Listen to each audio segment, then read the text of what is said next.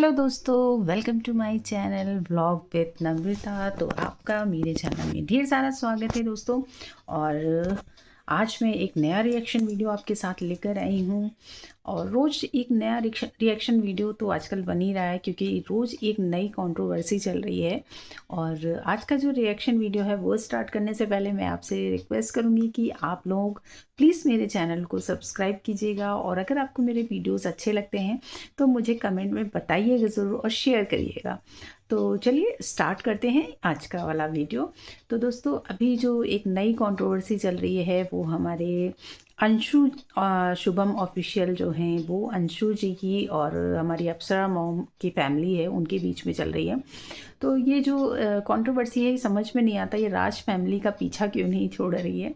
तो राज फैमिली का कोई भी सदस्य हो, किसी न किसी कंट्रोवर्सी में या तो फंस रहा है या तो जानबूझकर फंसाया जा रहा है, या तो लोगों को लग रहा है कि राज फैमिली से काफ़ी डॉलर छापे जा सकते हैं। तो राज फैमिली कोई ना कोई टॉपिक लेकर एक नई कंट्रोवर्सी चालू कर दी जा रही है। तो फ़ायदा तो इसमें सभी का है, चाहे वो रिएक्शन वीडियो वाले हों, चाहे खुद राज फैमिली हो, या उनके साथ कंट्रोवर्सी करने वाली अपोजिट पार्टी हो। तो चलिए बात कर लेते हैं अंशु की।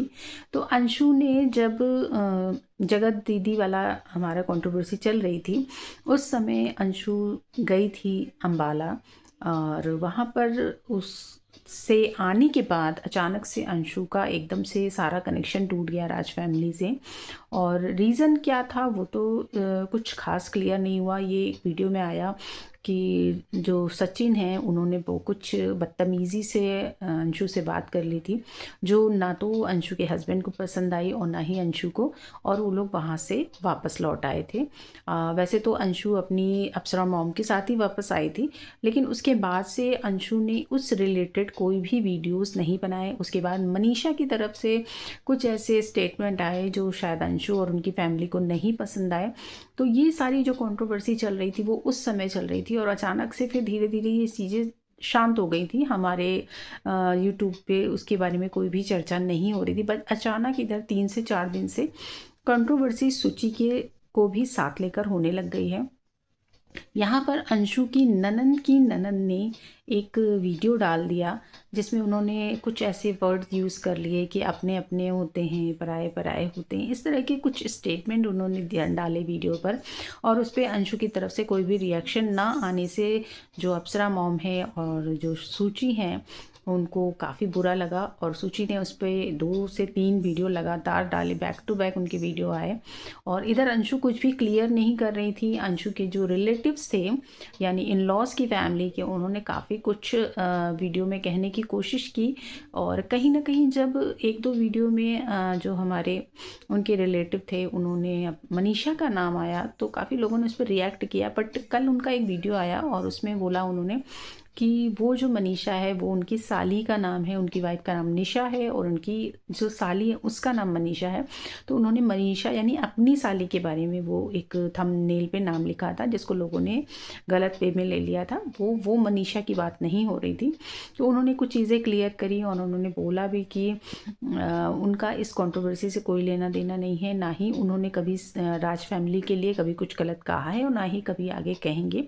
बट इधर अप्सरा मॉम और सुची कल आए थे लाइव पर, और उन्होंने बोला कि वो चाहते हैं कि कोई भी वीडियोस ना तो इधर से बनाए जाएं और ना ही अंशु की फैमिली से बनाए जाएं। उसके बाद भी वीडियो आया और उससे चीज़ें तो क्लियर नहीं हुई हैं, कुछ समझ में चीज़ें नहीं आ रही हैं कि कंट्रोवर्सी को बढ़ाना कौन चाह रहा है। मन में जो एक खटास आ गई है दोनों फैमिली के बीच में, यानी कि जो अंशु और अप्सरा मॉम की फैमिली के बीच में, वो खटास साफ साफ दिखाई दे रही है चेहरे पर। और इधर काफ़ी ज़्यादा अंशु परेशान दिख रही हैं। वो बोल रही हैं कि प्लीज़ मुझे इस कंडीशन में परेशान ना किया जाए। तो कहीं ना कहीं एक सेंस लगाया जा रहा है क्या अंशु प्रेग्नेंट है। तो इस विषय में भी चर्चाएं हो रही हैं, बट अभी भी कुछ भी ऑफिशियल कोई भी चीज़ सामने नहीं आई है, तो कुछ हम कह भी नहीं सकते।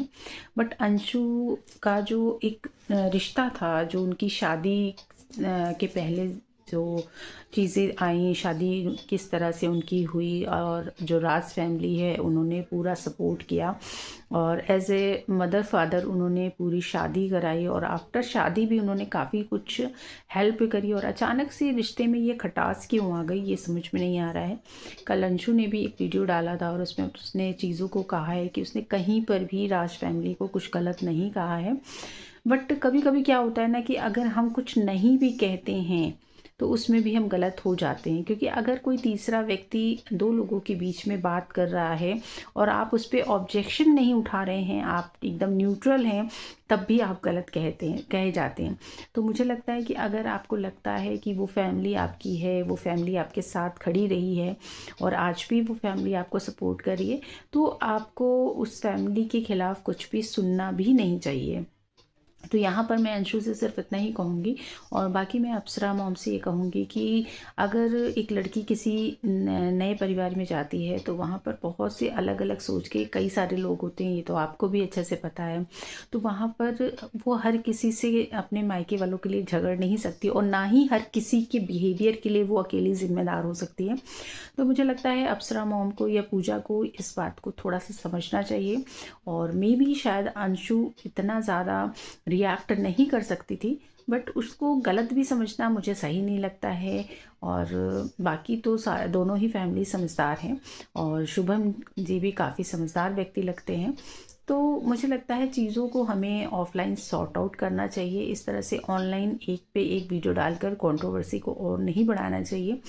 फैमिली में इस तरह के इश्यूज़ होते ही रहते हैं, और अगर आप उसको सोशल मीडिया पर लाते हैं तो जैसी कंट्रोवर्सी राज फैमिली में पहले हुई है और सारी चीज़ें खुलकर आ गई हैं, वैसी ही कंट्रोवर्सी फिर से होगी, तो वो अच्छी चीज़ें नहीं हैं। तो आई थिंक अंशु और शुभम को भी ये चीज़ समझनी चाहिए कि जो भी चीज़ें हैं वो ऑफलाइन उन्हें सॉर्ट आउट करनी चाहिए।